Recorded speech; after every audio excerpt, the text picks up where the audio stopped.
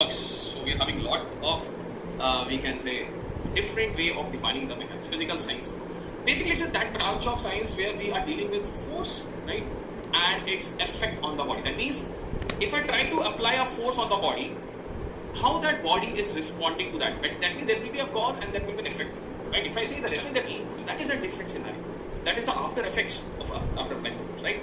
But if I say from basic ground zero definition, it is that portion of science where we are dealing with the study of force and its effect on the body. That means, can we say the force that we are talking about is a cause? Because of this force, we are having that effect, which is basically that of the body. But let us try to bifurcate this statement. Let us first of all discuss what is this body.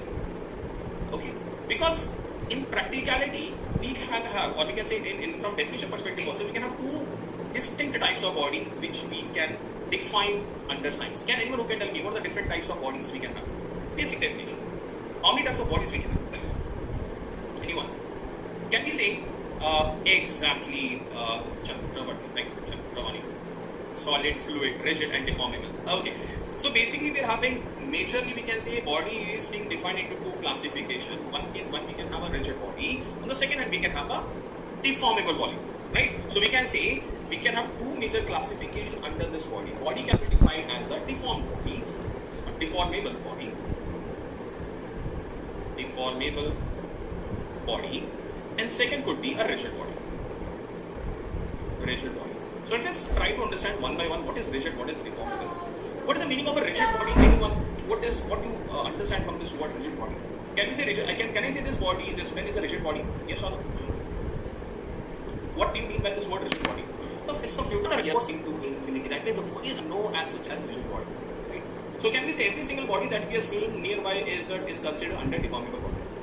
Yes. And what is deformable body? You're applying force. There is some deformation happening on the body, right? Or if I say from a very simple understanding, if I say, let us suppose there are two bodies, right? Let us say there is a body, right? And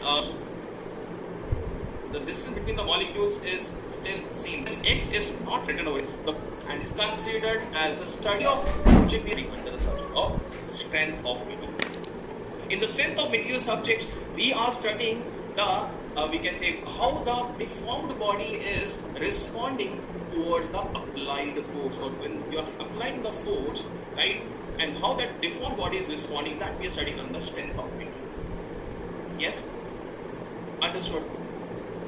Because this is a subject which we can say the basic level of subject that we are studying. I'm going into the or the rigid body. Is this speaking about the subject, right? So if I try to say the definition is it is a branch you to particular hand we are saying not thing which we can attain in the real life. Okay, it is the free taken that particular part every book, right? So in the next will be this try to that body won't be having any deformation, or it will be restricting itself to a deformation. So can we say before applying any force or before studying the action mechanics, can we say our design before applying any force on the body, can we say my limit should be done, the analysis of the design should be done? Yes.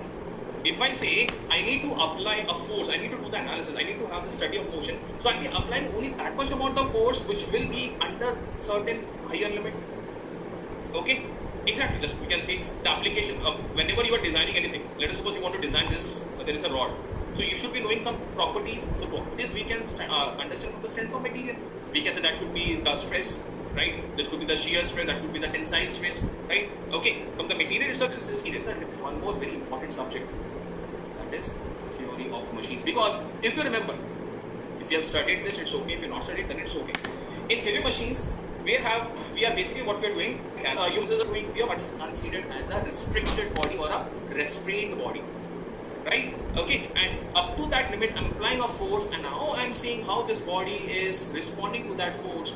So that is basically engine mechanics, and the application of engine mechanics is from the deform what is the design and what is the undergoing any deformation. If it is undergoing any deformation, kind of undergoing deformation, we are talking strength of this derivation fluid mechanics. The study of force and its effect. Whenever we are talking about deformation, we are always talking about stress and strain, right? Point of time, if there is no, we can Okay, we'll be having this a difference between center of gravity and center of mass. Right? But at this point of time, let's have a simple understanding center of gravity. Exactly. It's like Singham, I don't remember your name, right? Said that it's a point where entire mass or entire weight is concentrated in a single point. So let us suppose I'm applying a force. Applying a force P, right? Applying a force P, right? And after applying, can you say what will happen? I'm applying a force P. Yes or no? Friction. Well, it's a bit from the region. So that applying the force and the body is a resistant body. Please make sure this is very if machine we are in time, displacement, velocity or acceleration. Simple question. No definition will be time. Whenever I'm talking about dynamics, basically we are talking about three important parameters. Your acceleration, important. You can say law. You might have heard about that. Is Newton's second law. Or Newton's second law. Have you heard about that? Newton's second law. Anyone? Yes, everyone might have heard. And it stated that the rate of change of momentum, linear momentum, rate of change of linear momentum is directly proportional to the applied force, something like this, right? Or I can say F is equal to mass into acceleration, right? F is equal to mass into acceleration. To every action is equal and opposite reaction. That is the third law, my dear. That is the third law. First law stated about the inertia. We'll be talking about what is inertia also. Newton's second law stated that the force is equal to mass in simplest terms. That means whenever you are applying force to a body, we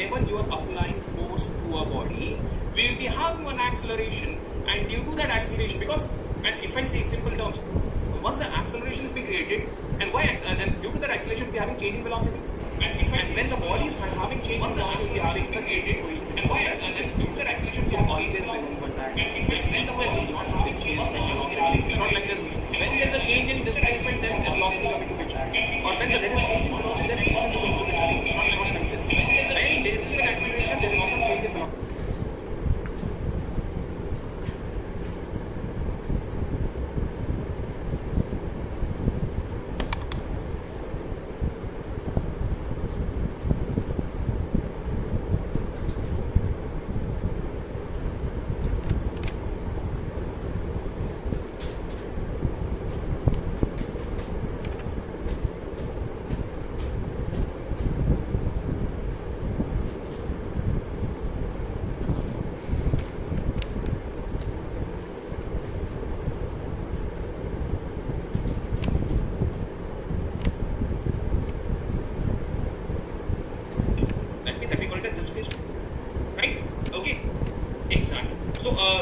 When there is no velocity, displacement happens to right. When there is no velocity, displacement happens to right. Yes, definitely. Then what we understand this into the here. Every way this should do it now, and what we say. Let me take one example. I'm having a mass of the body. Yes, I know M is mass. Thank you for those. But let us try to understand the logic. There's physical significance of this. Let us suppose I'm having two water bottle, right? Same size, everything is same. Okay. One bottle is empty. The bottle number 1 is empty, entirely empty. There is nothing inside this. And second bottle, I'm having completely filled with water. 1 liter water, right? This is second case. I'm applying same amount of force in both the cases. In same direction. Not right. How will it is nothing, but it's a very important and it's a very crucial thing. It's a crucial thing to understand from engineering mechanics perspective. Okay, this is the first class, yes. Resistance to any change. So if you're having a large mass, then can we say a large amount of cost will be required because it will be offering in huge resistance.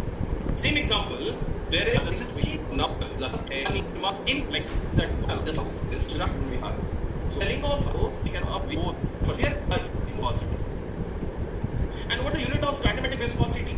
If we have heard about this, it's okay. If not heard about this, we'll be studying this in the first class of fluid mechanics.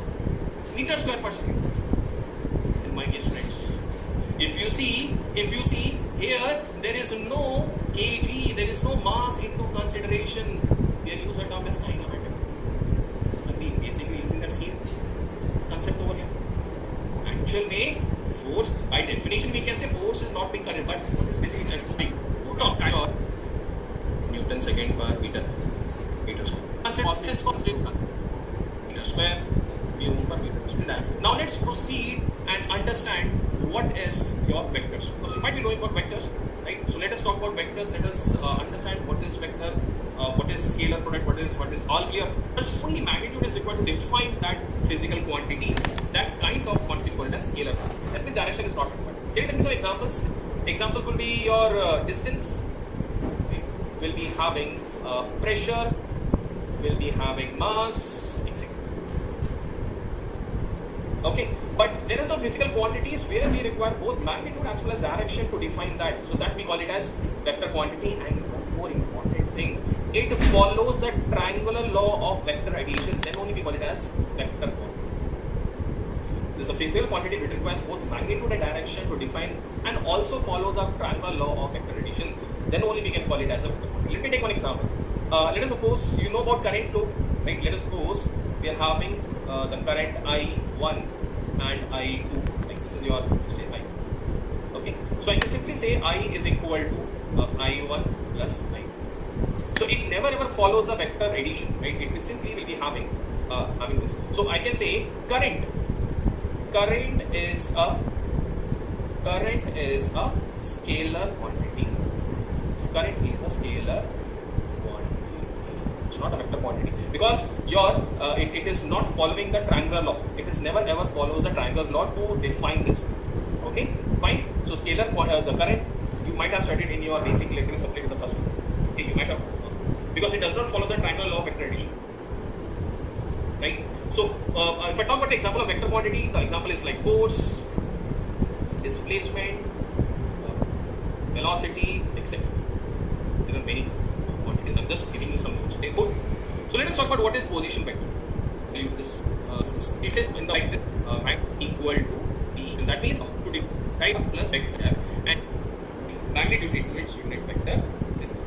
So by this way, I get j cap plus triangle of addition. What is that? And let us try to understand from a simple.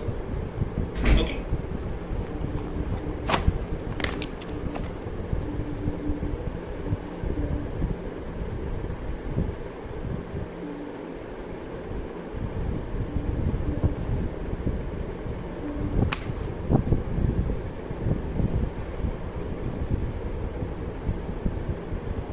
Directly as connect பண்ணிருக்க வேணா எடுத்துக்கோ இல்லனா விட்டுரு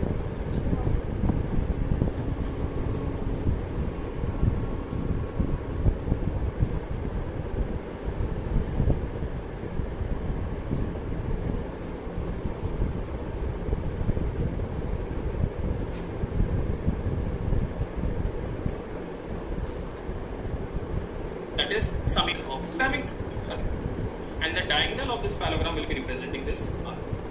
Okay, fine. So I can simply say, and if I say this angle is theta, this common angle is theta, and this angle is phi, and this angle is phi. So I can say what will be the R vector? It will be simply equal to under root of t square. Okay, equally the direction. What will be the direction? D by q. Sure. D by q.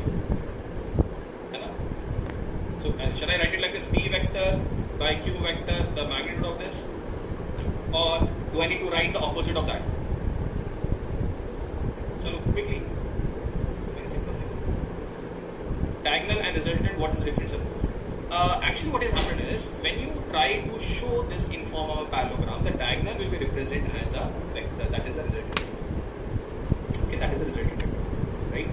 Okay, and if I try to see, let us suppose if I try to extend this and try to make a complete right triangle. Now, if I say tan phi between this side, what will this side? If I say its height is p sine theta, this will be p, this will be p. So this is p. Pattern will be saying this is right. Fine. Now we were discussing about some triangle law. So what is the triangle law states that if I think if I say you will be having the direction two triangle of like in that see using is here. So tensor quantity. Let us suppose angle order tensor, right? So let us take one.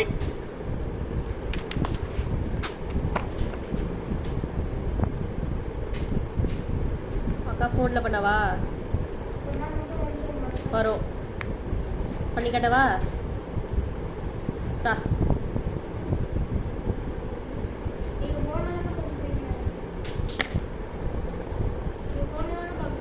இப்போ இதை எடுக்கிறேன் ஃபோனை இது பண்ணுறேன்